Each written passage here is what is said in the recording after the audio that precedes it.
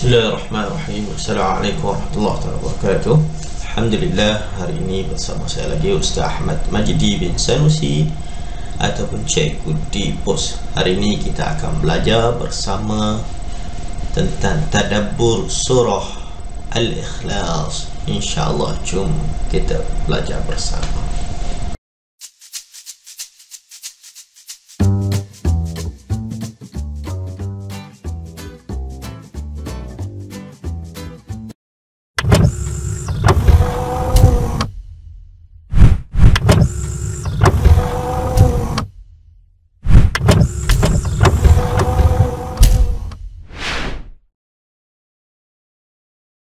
Bismillahirrahmanirrahim.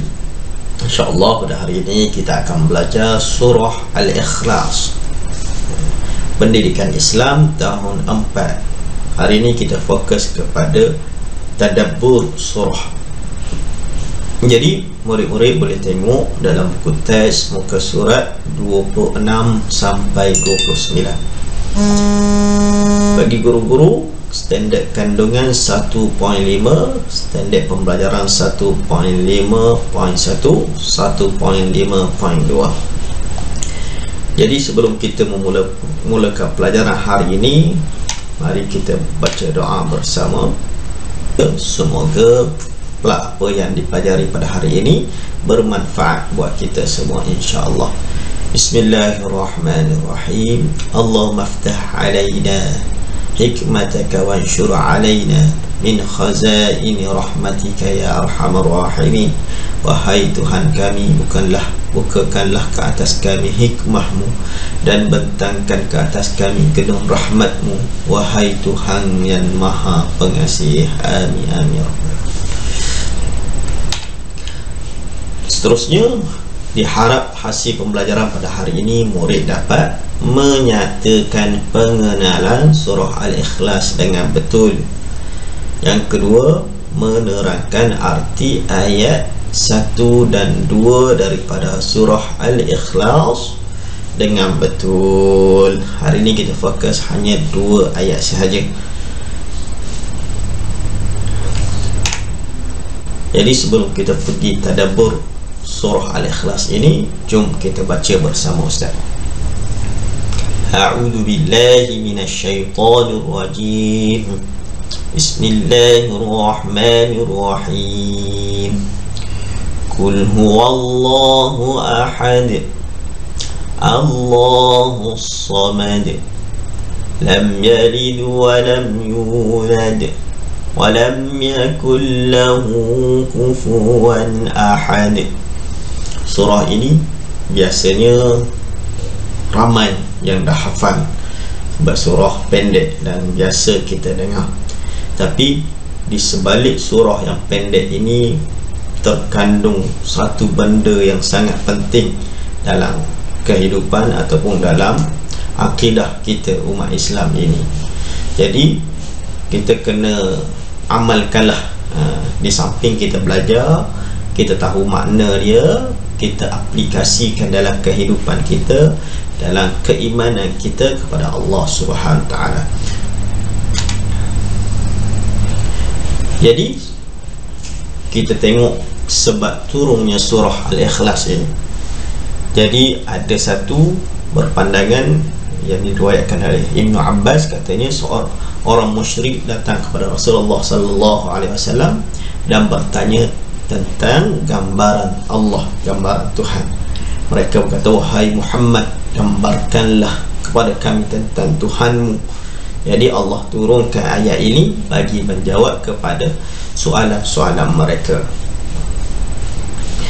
Ada yang kata Arab Badui, riwayat lain kata Arab Badui yang datang bertemu dengan Rasulullah supaya berceritakan tentang ketuhanan ataupun Tuhan, apa maksud yang dimaksudkan dengan Allah itu sendiri.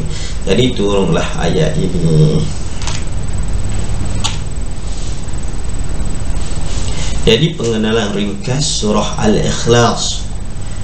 Surah Al-Ikhlas merupakan surah yang ke-22, yang ke-112 dalam Al-Quran, mengandungi 4 ayat. Surah ini surah ialah surah yang diturunkan di Makkah, iaitu surah Makkiyah. Dinamakan dengan Makkiyah. Makkiyah maksudnya diturunkan di Makkah. Ada yang lainnya dinamakan juga surah Makkiyah kerana turun sebelum Nabi berhijrah.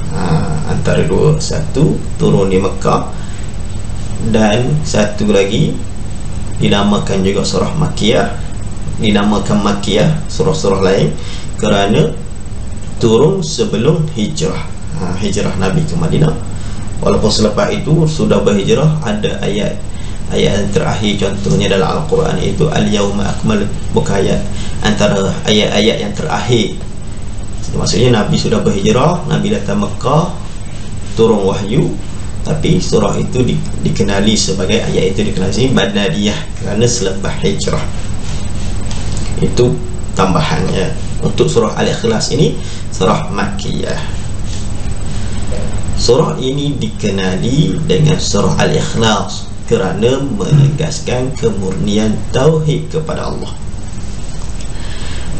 Dalam surah ini kita baca tadi langsung tiada perkataan ikhlas. Tapi kenapa dinamakan dengan ikhlas?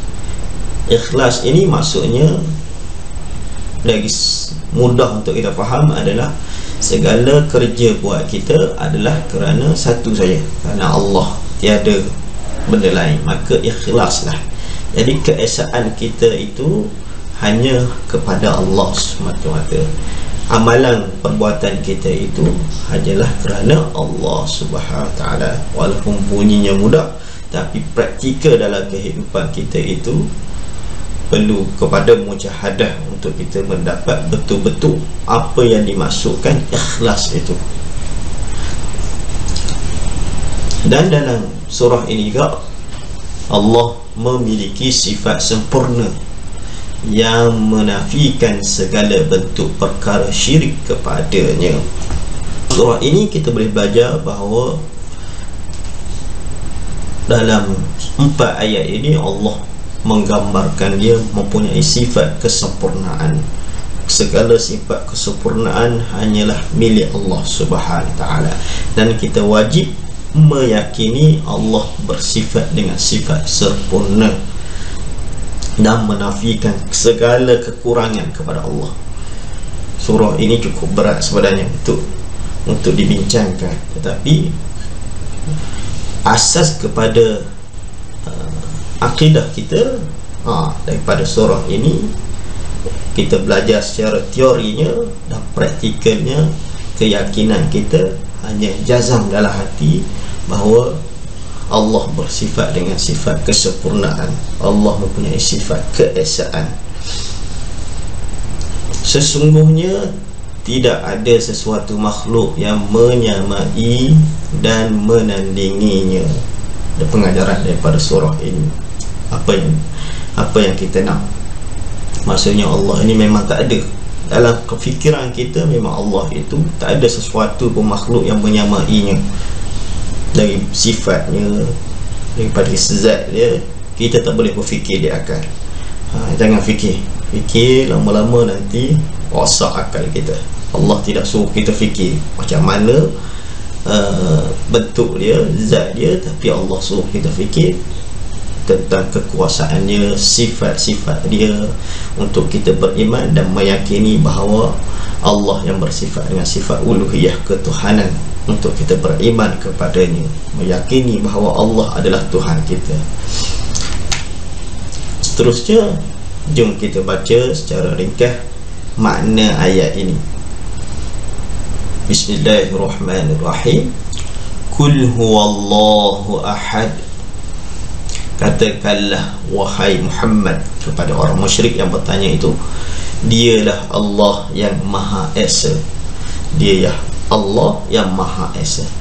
Allahus Samad. Allah adalah Tuhan yang bergantung kepadanya segala sesuatu. Pergantungan segala makhluk, manusia dan sebagainya hanya kepada Allah. Tak ada, kita tak ada pergantungan lain. Lam yalid wa lam yulad. Dia tidak beranak dan tidak pula diperanakkan. walam yakul lahu kufuwan ahad, dan tidak ada seseorang suatu pun yang setara dengan dia. Allah tiada yang setara dengan dia. Seperti yang sebut tadi, dia adalah sifat-sifat kesempurnaan hanya kepada Allah Subhanahu wa ta'ala.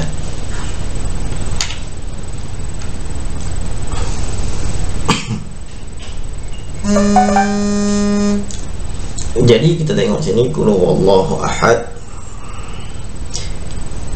kandungan surah Al-Ikhlas. Dalam ayat pertama ini, Islam agama tauhid, tuntutan daripada surah Ikhlas ini. Kita bukan sahaja baca dan faham makna dia, tetapi kita aplikasikan dalam kehidupan kita. Islam agama tauhid. Islam itu hanya bertauhidkan kepada Allah. Islam itu meyakini Allah yang bersifat, yang esa. Tak ada Tuhan lain. Dah kita menafikan, memang tak ada. Jadi tuntutan kita ni, kita kena meyakini Allah Maha Esa, sentiasa ikhlas dalam ibadah, membanyakkan menyebut kalimah la ilaha illallah, tiada Tuhan melainkan Allah, tiada Tuhan yang bersifat dengan sifat kesempurnaan itu kecuali Allah. Kita menafikan semua, menafikan memang Allah adalah Tuhan sebenar. Allah adalah yang punya sifat kesempurnaan. Itu satu, kita betul-betul meyakini, yakini betul-betul jazam dalam hati kita, Allah itu hanya sentiasa ikhlas dalam ibadah. Apabila kita buat ibadah kerana Allah, hanya untuk dia saja, bukan untuk benda-benda lain, bukan untuk kebendaan dan keduniaan. Waliyazubillah. Dan kita jadikan amalan kita menyebut kalimah la ilaha illallah. Seterusnya untuk ayat kedua, Allahus Samad. Tak nampak ya? Allah tempat meminta pertolongan. Kandungan surah Al-Ikhlas ini, untuk ayat kedua ini, hanya Allah tempat kita minta pertolongan. Orang Islam ini senjata yang paling hebat sekali adalah doa ataupun pergantungan kita kepada Allah Subhanahu Taala, yang tak ada dalam agama lain. Memohon pertolongan hanya kepada Allah sahaja. Memohon pertolongan hanya kepada Allah. Menghindari diri daripada perasaan putus asa. Apabila kita sentiasa ingat Allah, segala perbuatan kita ataupun segala ujian itu hanya datang daripada Allah. Jadi kita sentiasa redha dengan apa yang Allah tentukan kepada kita, dan kita sentiasa berusaha. Tiba-tiba Allah tak bagi apa yang kita usaha itu, kita percaya di sana ada hikmah yang Allah nak bagi kepada kita. Mungkin hari ini kita nampak kita nak jadi ini, kita nak pergi ke sana, tapi Allah tak bagi kita sampai ke sana. Mungkin ada benda lain lagi yang Allah nak bagi yang terbaik untuk kita.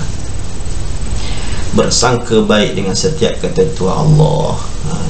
Dengan sebab kita meyakini Allah tempat itu meminta pertolongan, jadi kita sentiasa menyangka husnuzan dengan Allah, dan kehidupan kita pun akan bahagia. Kita tidak menyalahkan dengan sebab kamulah aku jadi ini, dengan sebab ini dan sebagainya, menyebabkan kita tidak meyakini seolah perbuatan kita itu, tidak meyakini Allah itu yang maha besar. Kita seolah menyalahkan takdir pula, kenapa Allah bagi saya macam ni dan sebagainya, sedangkan kita sebagai orang Islam tak digalakkan ataupun tidak digalakkan bersifat dengan sifat begitu. Sebab kita dah yakin hanya Allah sahaja yang boleh menolong kita, tempat kita minta pertolongan daripadanya. InsyaAllah sekadar itu sahaja kita perbincangan kepada kita pada hari ini, iaitu 2 ayat saja. Yang penting kita jadikan bacaan kita surah Al-Ikhlas ini bukan sekadar bacaan, tetapi amalan kita.